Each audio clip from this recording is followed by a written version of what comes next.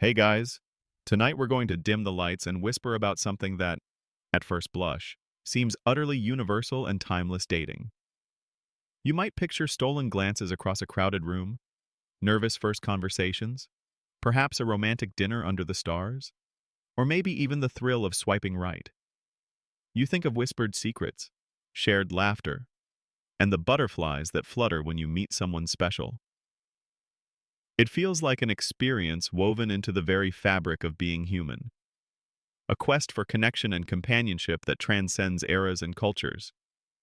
You're probably imagining the awkwardness of a first date, the excitement of a new crush, or the comfort of a long-term partnership, all steeped in the modern sensibilities of choice and individual desire.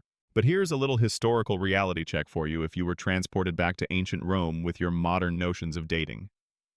You'd likely find yourself utterly bewildered, possibly scandalized, and definitely very single. The Roman world had its own intricate, often rigid, rules for courtship and marriage, rules that prioritized family, status, and property over personal affection, and often involved far less dating as we understand it.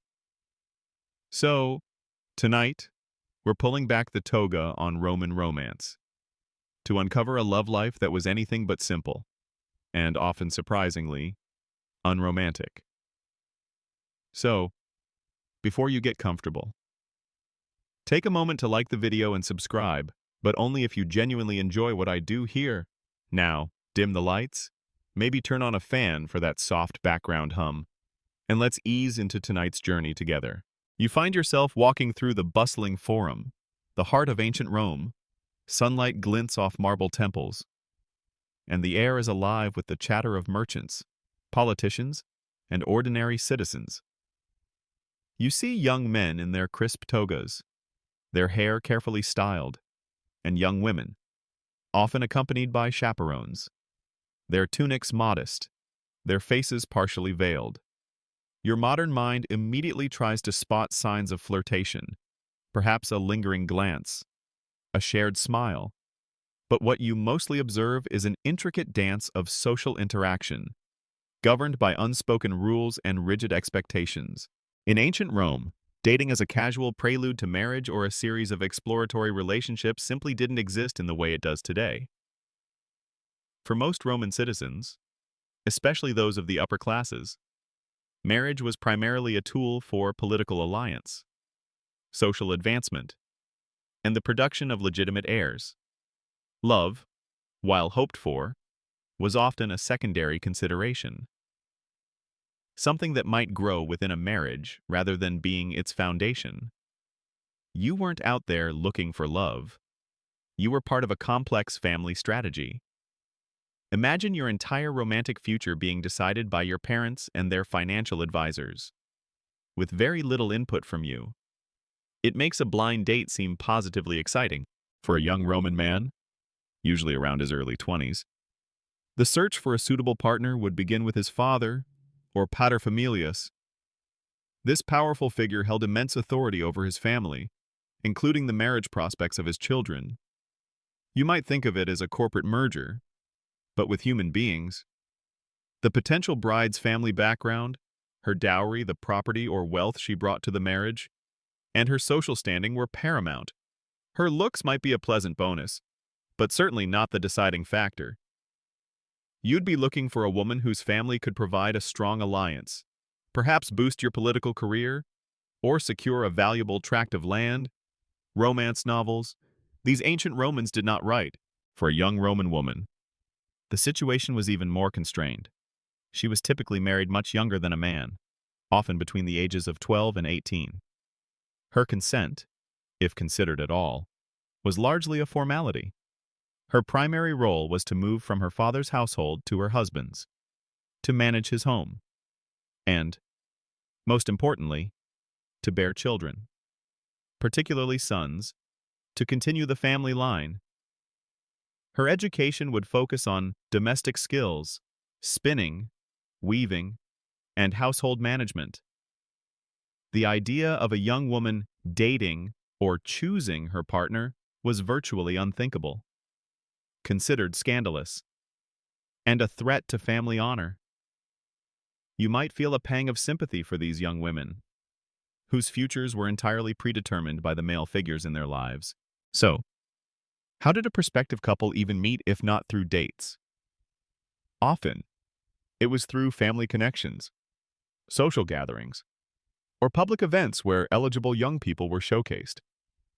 You might attend a public festival, a gladiator game, or a theatrical performance where families of suitable status would be present. Your parents, or a trusted family friend acting as a matchmaker, would subtly point out potential candidates. It wasn't about a spark of attraction. It was about checking off boxes on a familial checklist. Imagine going to a party, and instead of mingling freely, your parents are actively scouting for your future spouse, openly discussing their family's net worth. It certainly takes the fun out of socializing, doesn't it? Once a potential match was identified, the courtship phase was incredibly formal and involved minimal direct interaction between the prospective bride and groom. Negotiations would occur between the paterfamilias of both families, often involving lawyers to hammer out the details of the dowry and any pre-nuptial agreements. You, as the prospective groom, might be permitted a few chaperoned meetings with your future wife, usually in her family home, with her mother or a trusted female relative always present. These weren't opportunities for intimate conversation or getting to know each other's hopes and dreams. They were highly formal introductions, designed to ensure basic compatibility and to confirm that the proposed union was acceptable. It was more like a polite business meeting than a romantic encounter. Historians still debate the true extent of personal affection in Roman arranged marriages. While many marriages were certainly pragmatic alliances, there's evidence from letters and epitaphs that genuine love and companionship could, and often did, blossom within these unions. The expectation was that affection would develop after the marriage, through shared life experiences and the raising of a family. This contrasts sharply with our modern emphasis on falling in love before committing. So, while the initial steps were devoid of romance, the journey itself could, for some, lead to a deep and lasting bond. It wasn't a whirlwind romance, but perhaps a slow-burn appreciation. For the vast majority of Romans, especially the plebeians and those of lower social standing, marriage was still a practical affair, though perhaps with less emphasis on political alliances and more on economic stability. They might have slightly more freedom in choosing a partner, but economic necessity still largely dictated choices. A young artisan might seek a partner who could contribute to the household income, or a farmer might look for a strong, capable woman. Even among the lower classes, parental approval and social conventions played a significant role. The idea of eloping for love was a dramatic, often disastrous, rarity, not a romantic ideal. So, if you found yourself a young Roman, longing for a romantic connection, you'd have to temper your expectations. Your love life would be less about grand gestures and passionate declarations, and more about navigating complex family negotiations, adhering to strict social protocols, and hoping that affection would eventually grow within the confines of an arranged partnership. It's a far cry from swiping right, isn't it? The very foundation of Roman dating was built on duty and tradition, not fleeting infatuation. You've just started to understand the rigid framework of Roman marriage, a system built more on familial strategy than romantic whims. Now, you're trying to navigate the actual process of courtship, or what passed for it in ancient Rome. Forget charming dates or whispered confessions. You're entering a world where subtle signals and public performances were the only acceptable forms of interaction between potential spouses. You find yourself at a cena, a Roman dinner party, a rare social occasion where unmarried individuals might be present in the same room. The air is thick with the scent of roasted meats and wine, the murmur of conversation filling the elegant triclinium. As a young Roman man, your primary goal here isn't to engage in lively banter with a potential suitor. Instead, you're observing, and being observed. Your parents, or perhaps an older, trusted relative, might be subtly pointing out eligible young women from respectable families. You notice a young woman, perhaps around 16, seated demurely with her mother. She might occasionally glance in your direction, but never directly meet your gaze. Her modesty is paramount. Any overt flirtation would be seen as scandalous and damaging to her family's reputation, instantly disqualifying her as a suitable bride. You'd have to be exceptionally subtle, perhaps a slight nod, or a carefully timed smile, ensuring it's not too obvious to attract unwanted attention or, worse, gossip. For the Roman woman, her role in this courtship was even more passive. Her beauty was admired, certainly, but her conduct was meticulously scrutinized. She was expected to be chaste, demure, and obedient. Her value lay not just in her family's status and her dowry, but in her unblemished reputation. Any hint of impropriety, even a perceived, lingering look, could ruin her marriage prospects. Imagine living in a society where a single, unchaperoned conversation with a man could destroy your future. It makes modern dating apps feel like the Wild West of personal freedom. So, how did a Roman man express interest beyond subtle glances? He might send small, respectful gifts, delivered by a trusted slave to the woman's paterfamilias, never directly to her. These gifts wouldn't be grand romantic gestures like a bouquet of roses, but perhaps a piece of fine fabric, a small sum of money, or something symbolic of his family's wealth and status. It was less about wooing the woman and more about demonstrating his suitability and generosity to her family. You're essentially sending a resume to her father, with a little bonus package attached. Public appearances were crucial. You might see a young couple, though not really dating as we know it, attending a public spectacle together, like a chariot race or a play, always accompanied by their respective families or chaperones. This wasn't a private outing, but a very public display of a potential match being considered. It allowed both families to subtly observe the interaction, ensuring good behavior and a suitable demeanor. You're essentially on a televised audition for your future spouse, with your entire social circle as the audience. It certainly takes the spontaneity out of things. One common, yet indirect way a Roman man might try to gain favor was through poetry.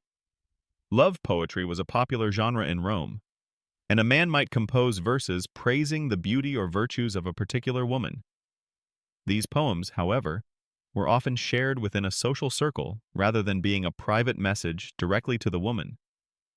It was a way to publicly express admiration and wit, hoping to create a favorable impression on her family and friends. Imagine writing a sonnet about your crush and then performing it for her extended family. That's closer to the Roman experience than a private love letter. Historians still debate the true extent of female agency in Roman marriage negotiations. While legal texts and public pronouncements emphasize the father's absolute authority, personal letters and anecdotes suggest that women, especially older or more influential women, could exert subtle influence. A mother might express her strong disapproval of a match, or a well-connected aunt might subtly advocate for a preferred suitor. So, while direct choice was rare, indirect influence was not entirely absent, hinting at a more complex social dynamic beneath the rigid surface. The role of matchmakers, or pronubai, was also significant. These were often older, respected women who knew the eligible families and could skillfully negotiate terms. They acted as intermediaries, conveying messages and gauging compatibility or, more accurately, suitability between families. For a Roman, approaching a matchmaker was a pragmatic step, not a desperate one. It was simply how business, including the business of marriage, was conducted. You'd be consulting a professional who knew all the eligible bachelors and available maidens in your social tier, along with their family's financial standings. It's like a professional LinkedIn for finding a spouse. Public spaces like the Roman Forum. The baths, though, for more casual encounters and gossip. Not formal courtship. And even religious festivals served as arenas for these subtle social maneuvers. You might see a potential groom making sure his attire was impeccable, his conversation witty, but not too witty, and his public behavior exemplary. All designed to impress not the woman directly, but her family and the wider social network. Every appearance was a performance designed to enhance his marriage prospects. You're constantly on your best behavior, knowing that one misstep could derail your carefully orchestrated future. Even after a betrothal was announced, direct romantic interaction remained minimal. The engagement period was often short, a formality before the actual marriage ceremony. During this time, the future bride and groom would continue to meet only under strict supervision, reinforcing the idea that their relationship was a contractual agreement, not a spontaneous outpouring of affection. The focus remained on the practicalities of setting up a household and preparing for the next stage of life. There was no concept of an engagement party filled with toasts to eternal love. It was more about confirming the terms of a binding agreement. So, if you thought finding love in the modern world was complicated, imagine trying to do it when your choices are limited by family ambition, your interactions are heavily chaperoned, and your personal feelings are largely irrelevant. Roman courtship was a careful dance of social maneuvering, a public declaration of family alignment, and a pragmatic step towards securing one's future. It certainly wasn't about getting to know each other over coffee. You've just witnessed the meticulous, almost surgical process of Roman courtship, a series of calculated maneuvers designed to secure a favorable alliance. Now, it's time for the ultimate outcome of this elaborate dance, the wedding. Forget the fairy tale visions of white dresses, heartfelt vows, and a groom seeing his bride for the first time as she walks down the aisle. In ancient Rome, a wedding was far less about emotional declarations and far more about legal contracts, public displays of social status, and a ritualistic transfer of a woman from one paterfamilias to another. You're about to step into a Roman wedding ceremony, and it will likely feel more like a business merger with some symbolic flair than a celebration of romantic love. The first, and perhaps most crucial step in a Roman marriage wasn't a proposal, but the betrothal ceremony, known as the sponsalia. This was a formal agreement, often legally binding, between the fathers of the prospective bride and groom. You might be present as the two paterfamilias exchange promises sponsio in front of witnesses, often sealing the agreement with the groom's father presenting a ring to the bride. This ring, typically worn on her left ring finger, a tradition that persists today, was a symbol of the engagement, a public declaration of the impending union. There were no romantic kneels or declarations of undying love. It was a matter-of-fact, formal proceeding. Imagine your engagement being announced by your father, not by your partner, and without any input from you at all.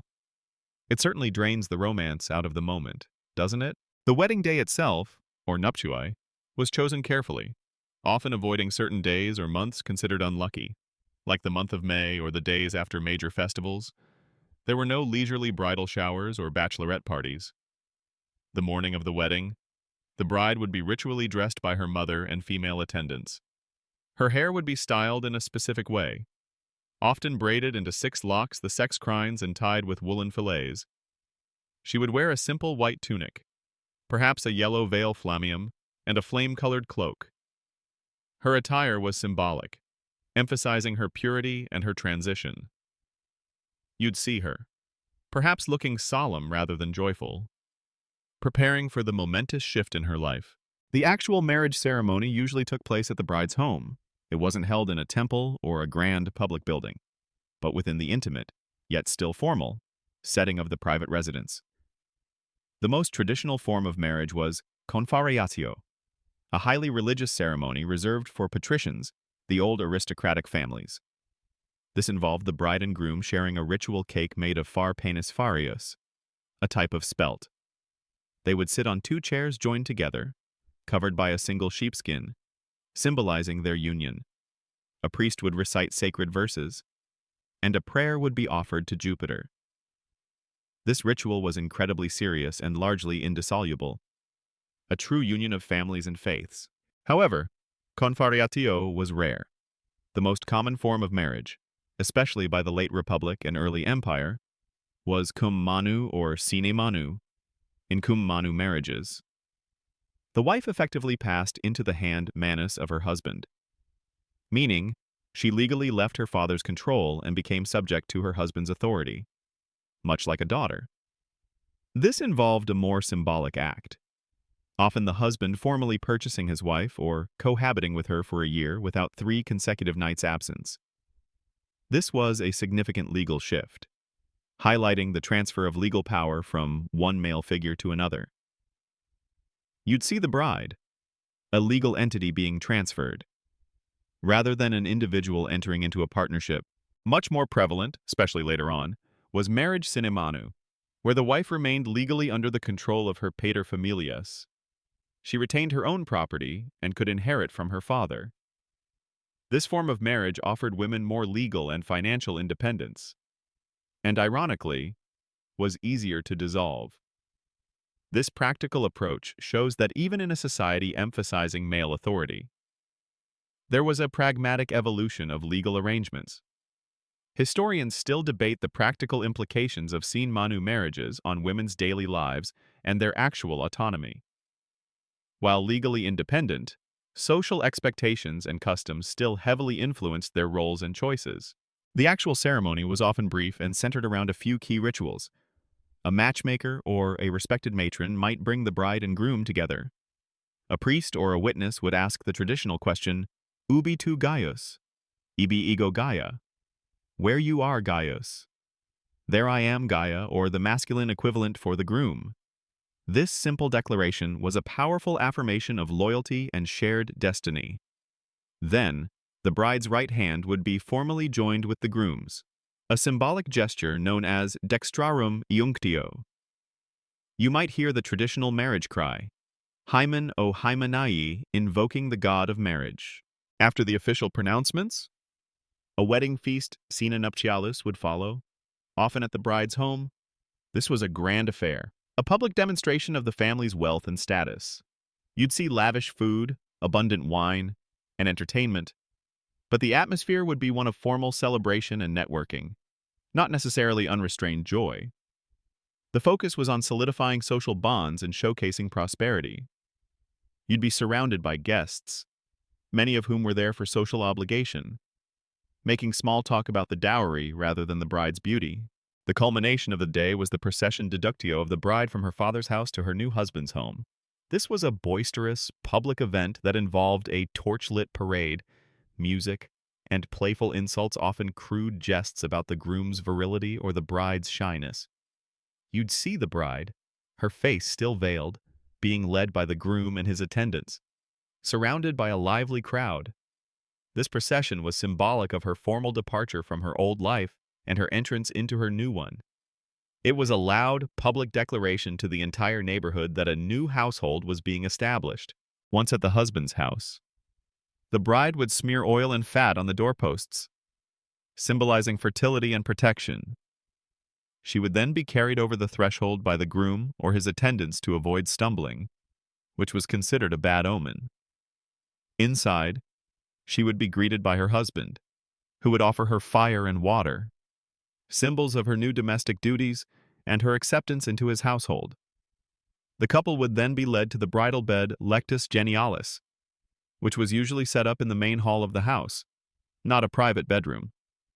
While the consummation itself was private, the bed's placement was symbolic of the marriage's public nature and its purpose, procreation. So, while the Roman wedding had its rituals and its moments of symbolic beauty, it was fundamentally a serious, often pragmatic, legal and social contract. The focus was on alliance, property, and progeny, with personal affection being a hopeful, rather than guaranteed, outcome. It was a far cry from the modern ideal of two souls united by love. For a Roman, a wedding was a declaration of family status and a step towards ensuring the future of the lineage, a foundation for empire building as much as for family making. You've just witnessed a Roman wedding, a ceremony steeped in legalities and social obligations, far removed from our modern notions of romantic bliss. Now, as the newly married couple, you are entering a new phase marital life. Forget the idea of a honeymoon filled with carefree adventures. For the Roman couple, marriage immediately plunged them into a world of prescribed roles, demanding duties and societal expectations that were as rigid as the laws governing their union. You're about to experience the daily reality of being a husband or wife in ancient Rome, and it's a story largely defined by practicalities rather than passionate romance. As a Roman husband, your primary responsibilities were to your family and the state. You were the paterfamilias, or on your way to becoming one, the legal head of the household, responsible for its financial well-being, its reputation, and its members. Your days would be filled with public duties, perhaps attending the forum for legal cases or political debates, managing your estates, conducting business, or serving in the military. Your marriage was an integral part of this public life, ensuring the continuation of your family line and providing a legitimate heir to inherit your property and carry on your name. Your emotional connection to your wife, while ideally present, was secondary to her ability to manage your household and bear your children. You'd return home not necessarily seeking intimate conversation, but a well-run domestic sphere. For the Roman wife, her role was almost entirely confined to the domestic sphere. Her domain was the domus, the household. Her responsibilities were to manage the home, oversee the slaves, prepare meals, spin and weave wool for clothing, and most crucially, to bear and raise children. Her education, if she received any beyond basic literacy, focused on these practical skills. She was expected to be frugal, modest, and diligent, a pillar of domestic virtue. Her public appearances would be rare and highly chaperoned, mostly limited to religious ceremonies or visiting relatives. Imagine your entire world being circumscribed by the walls of your home, your social interactions carefully monitored, and your value largely tied to your reproductive capacity and household management skills. It certainly puts a different spin on domestic bliss. The primary purpose of marriage was procreation, specifically the production of legitimate sons to ensure the continuity of the family name and legacy. Childlessness was often seen as a misfortune, even a failure, for both spouses. Though the blame often fell more heavily on the wife, a Roman woman's status and security within her husband's household were significantly enhanced by bearing children, particularly male heirs. You'd feel immense pressure to conceive, understanding that your position depended heavily on providing a continuation of the family line. It makes the idea of family planning feel like a luxury rather than a given. Daily life for a Roman couple often involved separate spheres of activity. The husband would spend much of his day outside the home, engaging with public life. The wife would remain largely within the home, managing its internal affairs. While they shared meals and the marital bed, their interaction was often functional rather than deeply personal. Communication might revolve around household matters, the children's upbringing, or social obligations. The concept of quality time, as we understand it, devoted purely to nurturing the emotional connection between spouses, was not a prevalent idea. One common, though perhaps uncomfortable, reality for many Roman couples was the presence of slaves within the household. Slaves performed virtually all domestic labor, from cooking and cleaning to raising children and assisting with personal care. This meant that a Roman wife's management role often involved overseeing a workforce rather than directly performing physical labor. The constant presence of slaves, particularly in intimate domestic spaces, also meant a profound lack of true privacy for the married couple. Your marital life was, to a large extent, lived in the presence of others. Whether they were serving your meals or tending to your children, historians still debate the true emotional dynamics within Roman marriages.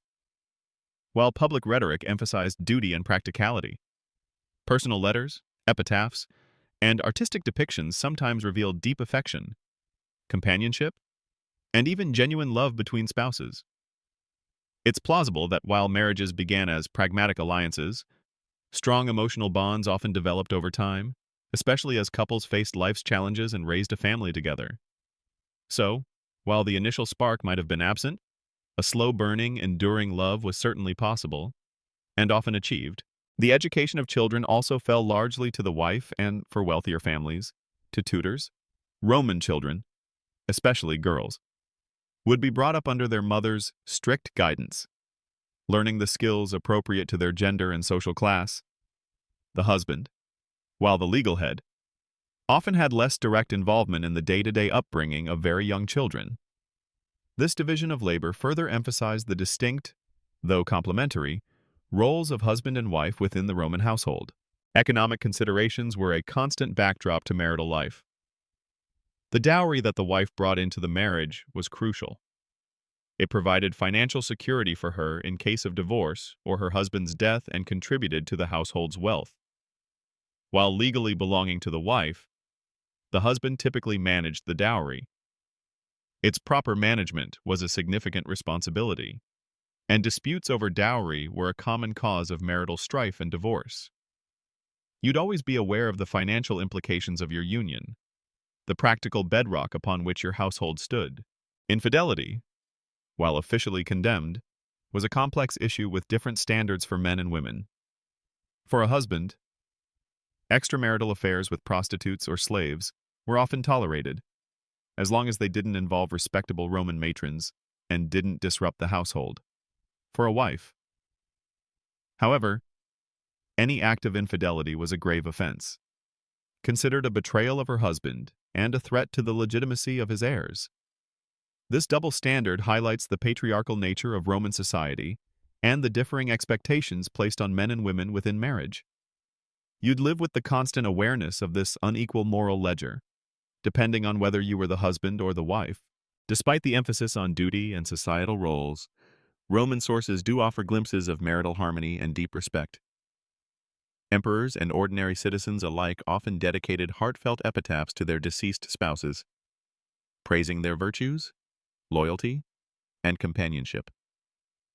These personal tributes suggest that while dating as we know it didn't exist, and marriages were often arranged, genuine affection and partnership were not uncommon outcomes.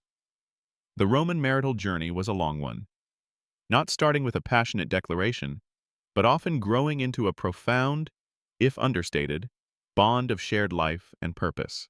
You've explored the dutiful, often pragmatic realities of daily marital life in ancient Rome, a world where emotional connection might be a happy byproduct rather than the foundation of a union.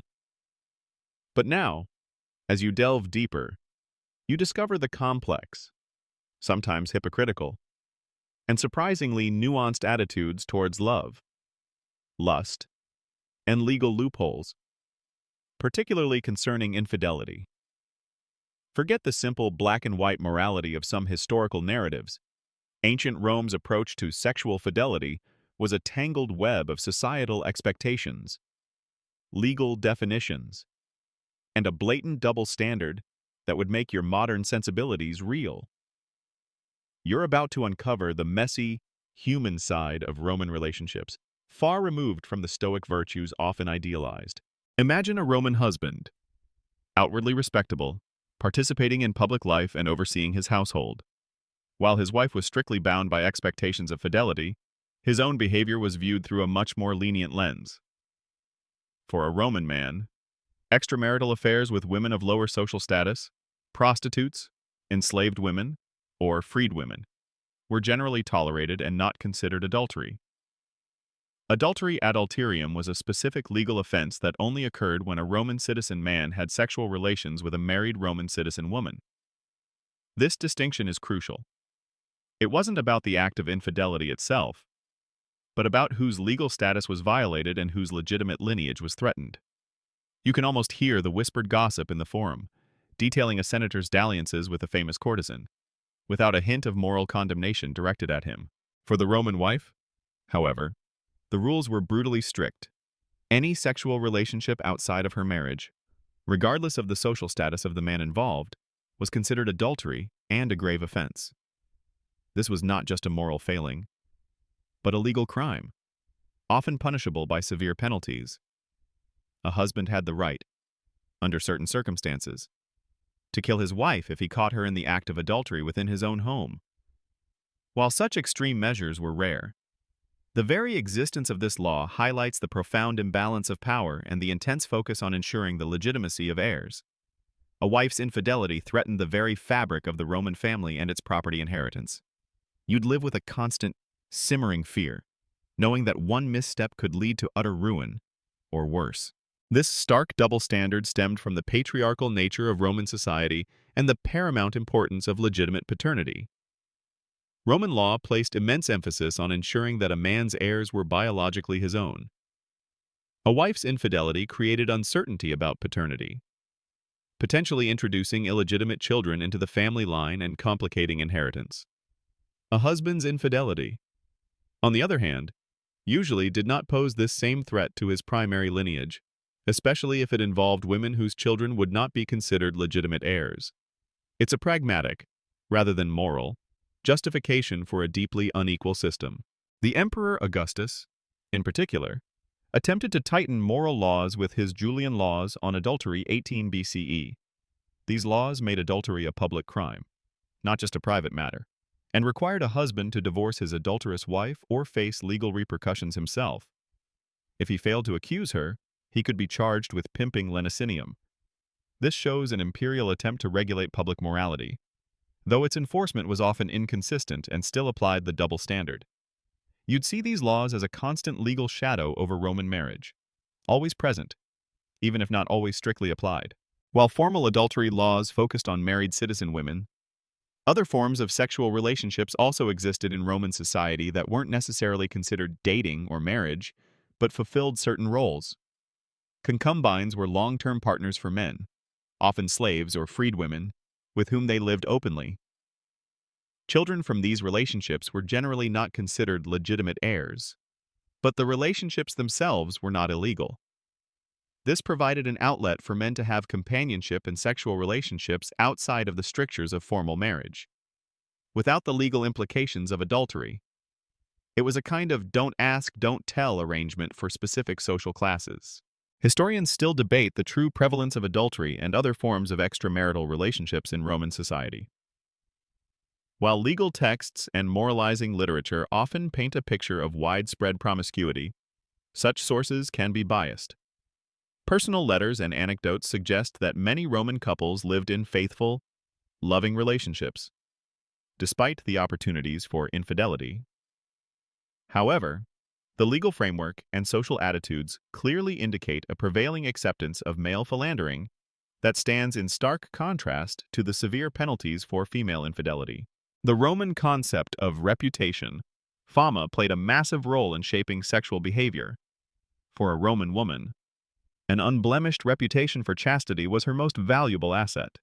Any hint of scandal could destroy her marriage prospects and bring shame upon her entire family. For a Roman man, while his public reputation was important, discreet extramarital affairs often carried less stigma, unless they became overtly scandalous or politically damaging. This societal pressure created a climate of constant surveillance for women, and a sense of relative freedom for men. The public spaces of Rome, like the baths as we previously discussed, the forum, and even public games, while not designated for dating, certainly provided opportunities for illicit encounters or the development of relationships outside of formal marriage. Whispers, clandestine notes, and fleeting glances could lead to more serious liaisons, all conducted under the ever-present threat of discovery and severe social or legal consequences. Imagine trying to conduct a secret affair in a city where gossip spread like wildfire and public spaces were constantly monitored. It adds a thrilling, yet terrifying, layer of risk to any forbidden romance. Even within marriage, the lines of fidelity could be blurred. Some Roman couples engaged in swapping partners or other sexual practices that might seem shocking by modern standards, particularly within certain social circles or philosophical schools that valued personal pleasure. However, these were likely exceptions rather than the norm and rarely sanctioned by public law or widespread moral approval. So, while dating, as we know it, didn't exist, and formal marriage was a pragmatic affair, the landscape of love and lust in ancient Rome was far from simple. It was a world shaped by power imbalances, legal distinctions, and deeply ingrained social norms. For a Roman woman, fidelity was an absolute requirement, enforced by harsh laws and social ruin. For a Roman man, a surprising degree of sexual freedom existed. as long as it didn't threaten legitimate heirs or involve other respectable Roman wives. It's a testament to the complexities of human desire and societal control. A reminder that even in a highly structured society, the human heart, and indeed the human body, found ways to seek connection and pleasure, often through a labyrinth of legalities and unspoken rules. You've just navigated the treacherous waters of Roman fidelity, where the scales of justice weighed heavily against wives and significantly lighter for husbands. Now, we turn our attention to the culmination of many Roman unions, whether by choice or by legal decree divorce. Forget the lengthy, emotionally charged, and often financially devastating divorce proceedings of today. In ancient Rome, ending a marriage could be a surprisingly pragmatic, even simple, affair, especially in later periods. You're about to witness the swift and often unceremonious dissolution of a Roman marriage, a stark contrast to the elaborate wedding ceremonies. The most striking truth about Roman divorce is its relative ease and frequency, particularly during the late Republic and imperial periods. Unlike many other ancient societies where divorce was rare and difficult, Roman law evolved to make it quite straightforward. For marriages, cum manu, where the wife legally passed into her husband's control, dissolving the union was more complex, requiring a formal act of emancipation or a legal ceremony called diffariatio to undo the earlier confariatio marriage. However, as sine manu marriages became dominant, divorce became much simpler. In a sine manu marriage, where the wife remained legally under her paterfamilias' control, a marriage could be dissolved by the simple intention of either spouse to end it. This was known as repudium. All that was formally required was a declaration of intent to divorce, often delivered in front of witnesses or by a letter. There was no need for a judge, no lengthy court battles unless there were property disputes, and no extensive legal grounds like infidelity or cruelty, though these could be reasons for the divorce. They weren't strictly necessary to obtain it. Imagine ending your marriage with a simple, written note delivered by a messenger.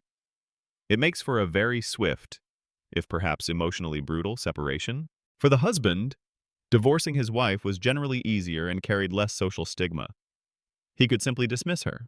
For the wife, while she legally had the right to initiate a divorce, it was often more socially challenging.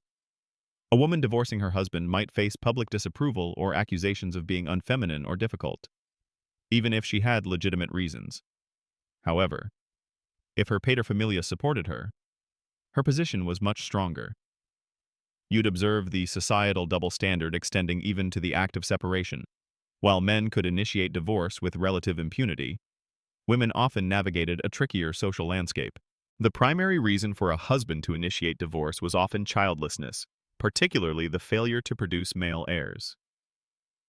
As discussed, the main purpose of marriage was procreation, and if a wife could not conceive, or bore only daughters, a husband might seek a divorce to find a more fertile partner. Other common reasons included a wife's infidelity, which was legally a crime, severe misconduct, or simply a lack of compatibility. For a wife, reasons for divorce might include a husband's cruelty, his long absence, or his own infidelity. Though this was rarely a legal ground for her to initiate it without her father's backing. A crucial aspect of Roman divorce was the return of the dowry. When a marriage ended, the dowry that the wife had brought into the marriage was typically returned to her or her paterfamilias. This was a vital protection for the wife, providing her with financial security after the dissolution of the marriage and making her eligible for another union. Disputes over the exact amount of the returned dowry, or accusations of misuse by the husband, were often the only real legal battles associated with Roman divorce. You'd see the financial calculations being paramount, often overshadowing any emotional fallout. Historians still debate the social consequences of the high divorce rates in Rome. Some argue that it led to a more unstable family structure and a decline in traditional Roman values. Others suggest that it allowed for greater personal freedom and the formation of more compatible unions, as individuals were not trapped in unhappy marriages. Regardless, it certainly led to a society where individuals might have multiple marriages throughout their lives, and where stepfamilies were a common feature of the social landscape. Children of divorced parents usually remained with their father, especially sons, as they were legally under the paterfamilias' authority. The mother might have visiting rights or maintain a relationship, but the legal custody rested firmly with the father. This reflected the Roman emphasis on paternal lineage and authority. You'd witness the children becoming subjects of legal arrangement rather than primarily emotional ties, particularly for sons whose future depended on remaining within the paternal lineage. While divorce was common, it wasn't always without emotional cost. Personal letters and literary accounts from the time sometimes reveal the heartbreak, social ostracization, and financial struggles that could accompany a marital dissolution, especially for women who lacked a strong male protector. For those without family support or a significant dowry, divorce could lead to destitution. So, while legally simple, the human experience of divorce was often complex and painful. The ease of divorce meant that remarriage was also very common. Individuals, both men and women, might marry multiple times throughout their lives, seeking new alliances, more children, or simply new companionship. This created a complex web of familial relationships, with half-siblings and step relations being a regular part of daily life. The concept of one true love, lasting a lifetime, was often challenged by the pragmatic realities of Roman life. So, as you observe the fleeting nature of some Roman marriages, you realize that while the initial steps into matrimony were rigid and formal, the exit ramp was surprisingly accessible. This pragmatic approach to divorce reflects a society that prioritized the continuity of family lines and the smooth transfer of property over the enduring emotional bonds of a single partnership. It was a system that allowed for both fluidity and control, where unions could be formed and dissolved with relative ease, showcasing a legal framework far more flexible than their rigid social customs might suggest. It certainly makes modern divorce seem like a drawn-out, emotional saga by comparison. You've seen the formal arrangements of Roman marriage and the often pragmatic ease of its dissolution. Now, let's explore the shadowier side of Roman relationships, forbidden loves, and social stigma. Forget the idea of a society where love is love, or where individual choices are celebrated. In ancient Rome, stepping outside the rigid boundaries of societal expectations and legal definitions of relationships could lead to severe consequences: social ostracization, or even death. You're about to witness the harsh realities faced by those whose hearts led them down paths considered unacceptable or outright illegal. The most obvious category of forbidden love involved relationships that challenged the very fabric of Roman legal and social norms. For instance, a Roman citizen, male or female, having a sexual relationship with a Vestal virgin was an act punishable by death for both parties. Vestal virgins were priestesses dedicated to the goddess Vesta, sworn to a 30-year vow of chastity. Their purity was linked to the safety and prosperity of Rome itself. Any violation was seen as an act of sacrilege against the state and the gods. Imagine the immense pressure on these women, and the terrifying risk for anyone who dared to break their sacred vows. This was not just social stigma, it was state-sanctioned execution. Another deeply stigmatized relationship was homosexual love, particularly between Roman citizen men. While homosexuality certainly existed and was depicted in Roman art and literature, the social acceptability of such relationships was highly nuanced and often dependent on power dynamics.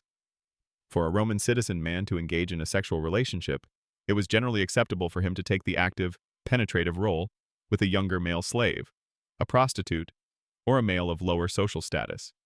However, for a Roman citizen man to take the passive role was seen as deeply shameful, effeminate, and a loss of masculinity. It undermined the core Roman ideal of the dominant male citizen. So, while same-sex acts occurred, only certain forms were tolerated, and others brought severe social stigma and ridicule. You'd see whispers and pointed fingers, rather than acceptance. For Roman women, same-sex relationships are even less documented, and the historical evidence is scarce. While they likely existed, they were either less visible in the male-dominated historical record, or perhaps even more heavily suppressed due to the patriarchal focus on female chastity and procreation within marriage. The societal expectation for women was strictly focused on their roles as wives and mothers, making any deviation from this path highly suspect. Relationships between Roman citizens and non-citizens or slaves were also highly complex and often stigmatized. A Roman citizen could not legally marry a slave. Any children born from such unions would be considered illegitimate and would take the status of the enslaved mother. While a Roman man might have a concubine who was a slave or freedwoman, such a relationship carried no legal recognition as a marriage and often brought social disapproval, especially if it was too public or seemed to overshadow his legitimate marriage. For a Roman woman, having a sexual relationship with a slave was considered a grave breach of social order and potentially punishable. The rigid social hierarchy permeated every aspect of Roman relationships, defining who could legitimately love whom. Historians still debate the true prevalence and visibility of various forbidden relationships in ancient Rome, while legal texts and moralists condemn them. Literary sources like poetry and graffiti suggest that such relationships were far from uncommon. The discrepancy highlights the gap between official pronouncements and the lived realities of individuals, many of whom found ways to pursue affection outside the rigid societal norms, often at great personal risk. Consider the children born from these forbidden unions. Without legitimate parents, if their parents could not legally marry, they often faced significant legal and social disadvantages, including limitations on inheritance and citizenship. Their very existence was a testament to a relationship that defied the rules, and they bore the brunt of that defiance through their diminished legal status. You'd see their lives as inherently more challenging. Starting from a position of disadvantage simply due to their parents' choices, the pursuit of such forbidden loves often involved elaborate secrecy, clandestine meetings, and constant anxiety. Individuals might rely on trusted slaves to carry messages, meet in secluded parts of the city, or invent elaborate cover stories to avoid detection. The thrill of forbidden romance was constantly overshadowed by the terrifying prospect of exposure, which could lead to ruin, violence, or even death. It's a far cry from the open, accepting relationships of modern society. Even consensual relationships between free Roman citizens could be stigmatized if they defied expectations of age or social status. A very large age gap, particularly if the woman was significantly older than the man, could raise eyebrows. Similarly, a Roman noble choosing to marry far beneath his social station, while not strictly illegal unless involving a freedwoman with whom marriage was restricted for senators, could still lead to social disapproval and damage to his political career. The intricate web of social expectations constantly judged and weighed every romantic choice. The Roman legal system, with its focus on maintaining social order and traditional values, was the ultimate enforcer of these stigmas. While individual affection might have bloomed in unexpected places, the force of law and societal disapproval was a powerful deterrent, shaping the landscape of love in ancient Rome. It reminds you that freedom in relationships is a relatively modern concept, and for many in the Roman world, love was a dangerous, often illicit, game. You've seen the harsh penalties for forbidden loves in ancient Rome, a society deeply invested in controlling relationships for social order. Now let's pivot to a different, equally unsettling aspect of Roman romantic pursuits matchmaking: magic and manipulation. Forget the innocent online dating profiles of today. In ancient Rome, people employed far more elaborate, and sometimes morally dubious, methods to secure a partner or influence a relationship. You're about to uncover the world of ancient Roman love spells, potions, and cunning schemes, where personal affection might be less about genuine connection and more about coercion. The simplest form of manipulation was, of course, matchmaking. While often a legitimate and respected profession, the pronubai matchmakers didn't always operate with purely benevolent intentions. They might exaggerate the wealth of one family, downplay the less desirable traits of a suitor, or even actively try to steer a match for their own financial gain or social influence. Imagine a modern real estate agent, but instead of houses, they're selling your future spouse, potentially inflating their virtues and hiding their flaws. This was a common, everyday form of subtle manipulation in the pursuit of advantageous marriages. More disturbingly, Romans, despite their sophisticated engineering and legal systems, were deeply superstitious.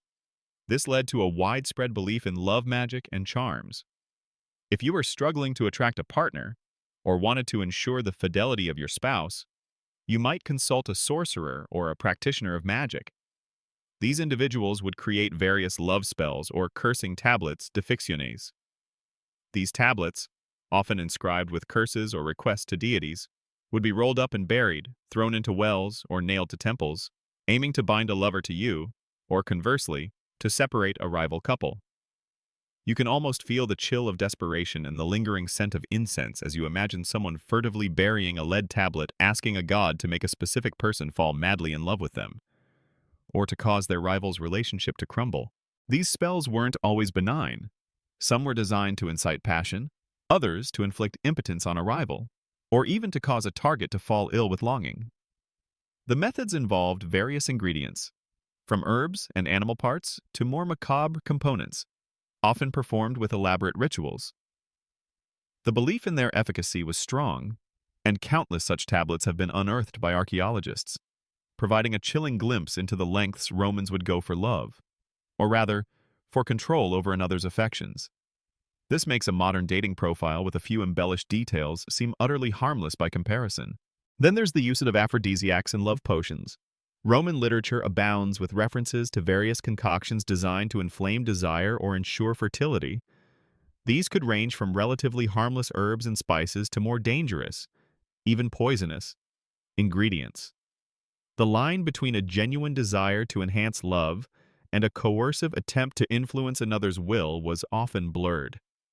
Imagine being offered a drink by a suitor, wondering if it contained something more than just wine, a potion designed to make you fall for them against your true inclinations.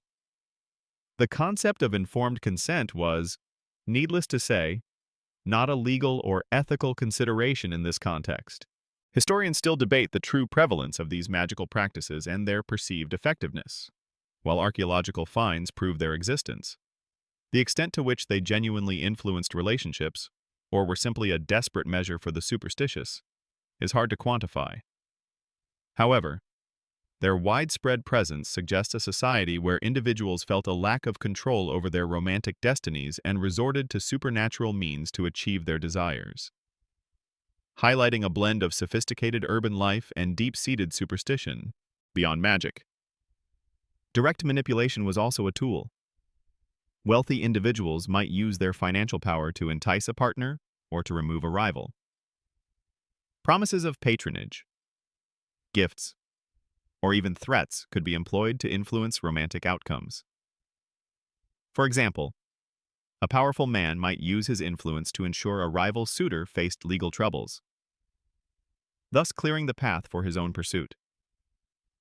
It was a world where power could often dictate romantic success, not just personal charm.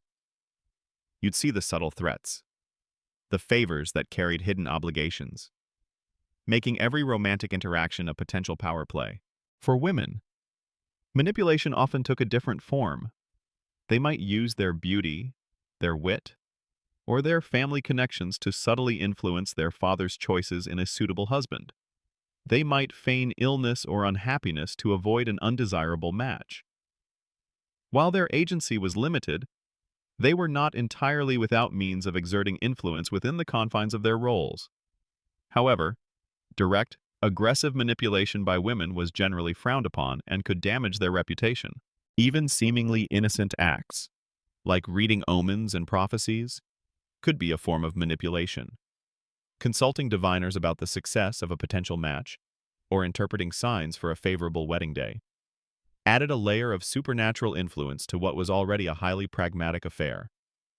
This wasn't necessarily malicious, but it reinforced the idea that romantic outcomes were not purely a matter of personal choice, but subject to cosmic forces that could be interpreted and, perhaps, subtly swayed.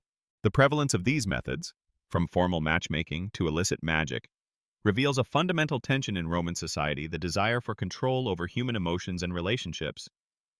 Despite their inherently unpredictable nature, it speaks to a profound anxiety about securing suitable marriages and ensuring legitimacy and lineage. So much so that people resorted to practices that ranged from socially acceptable negotiation to dangerous, superstitious coercion. It paints a picture of a love life where personal connection was often overshadowed by strategic maneuvering and the desperate hope for supernatural intervention. You've delved into the shadowy realm of Roman love magic and manipulative matchmaking. Now, let's bring it back to a truth that underpinned almost every aspect of Roman relationships, from courtship to divorce.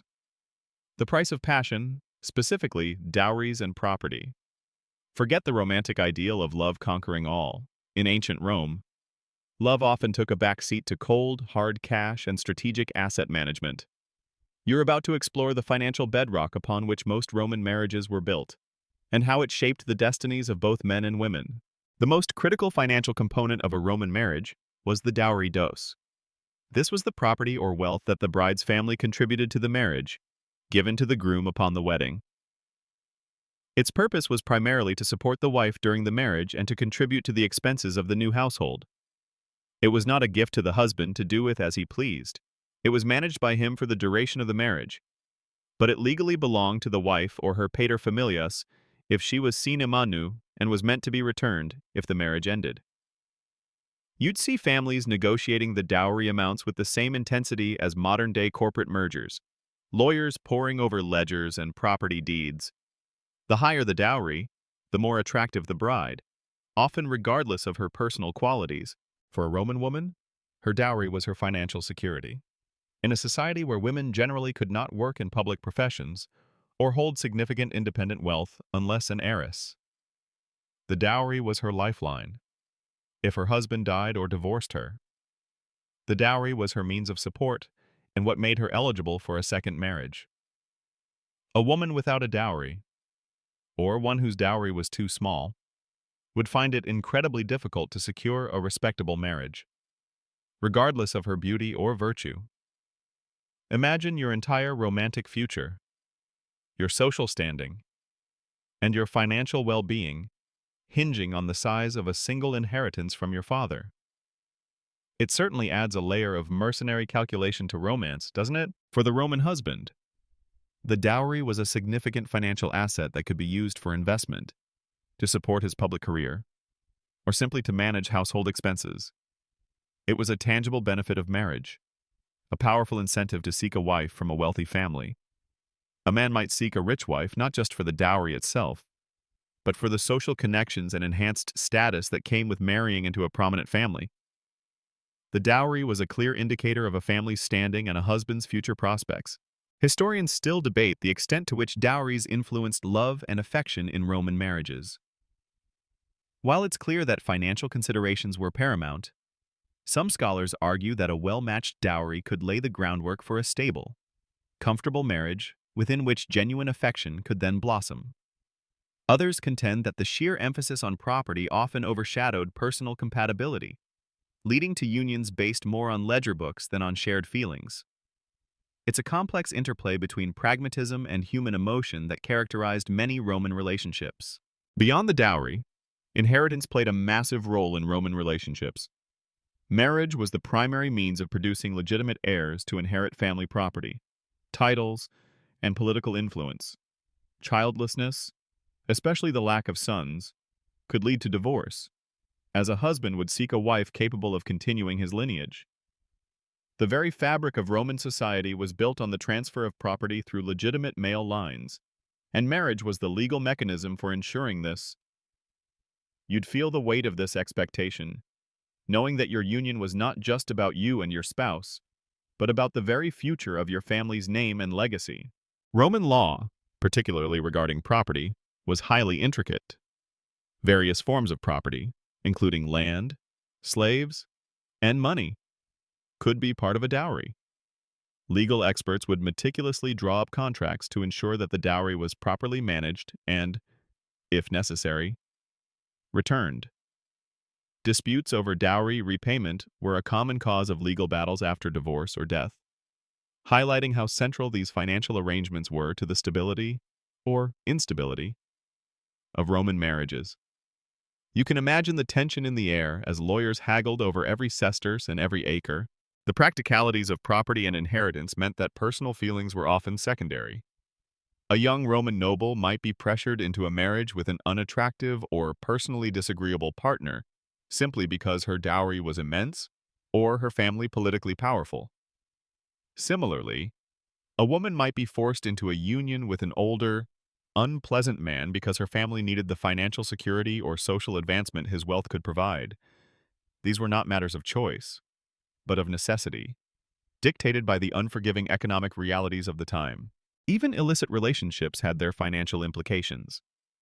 Prostitutes charged fees, and concubines might receive financial support or gifts from their patrons. These transactions, while not part of a formal dowry system, still highlight the pervasive influence of money in all forms of Roman relationships, legitimate or otherwise. Every connection, it seems, had its price. So, as you step back from the intricate dance of Roman courtship and marriage, the overwhelming influence of money and property becomes starkly clear. While stories of passionate love certainly existed in Roman literature, the daily reality for most Romans was that their romantic lives, from who they married to how long their unions lasted, were inextricably linked to financial considerations. The dowry wasn't just a tradition, it was the financial backbone of Roman marriage, a powerful engine driving alliances, ensuring security, and shaping destinies. Love might have been a cherished ideal, but property was the undeniable reality. You've journeyed through the intricate and often startling landscape of dating and marriage in ancient Rome, from arranged unions and the meticulous choreography of courtship to the stark realities of divorce and the pervasive influence of wealth. You've seen a world where love was rarely the sole, or even primary, driver of a romantic partnership. Now, as our whispered journey draws to a close, let's reflect on the echoes of Roman hearts, how these ancient practices, so alien to our modern sensibilities, reveal universal truths about human connection, even as they highlight vast cultural differences. Consider first the enduring power of family. In Rome, the paterfamilias reigned supreme, his authority shaping every aspect of his children's lives, especially their marriages. This contrasts sharply with modern individualism, where personal choice in matters of the heart is paramount. Yet, the Roman emphasis on lineage, reputation, and dynastic alliance reminds us that even today, families often play a significant, sometimes subtle, role in romantic relationships, influencing choices through expectations, social circles, or even financial considerations. The ancient Roman family structure, while rigid, provided a powerful framework for social stability, even if it came at the cost of individual romantic freedom. You might sigh with relief at your own autonomy, but perhaps also glimpse the security that came with such a deeply ingrained system. The Roman approach to marriage as a pragmatic contract, often devoid of initial romantic affection, also leaves a lasting echo. While it seems cold to our love-struck modern minds, it highlights the idea that love can grow within a partnership, rather than needing to be its sole starting point. Many Roman couples, despite their arranged beginnings, clearly developed deep respect, affection, and companionship, as evidenced by heartfelt epitaphs and personal letters.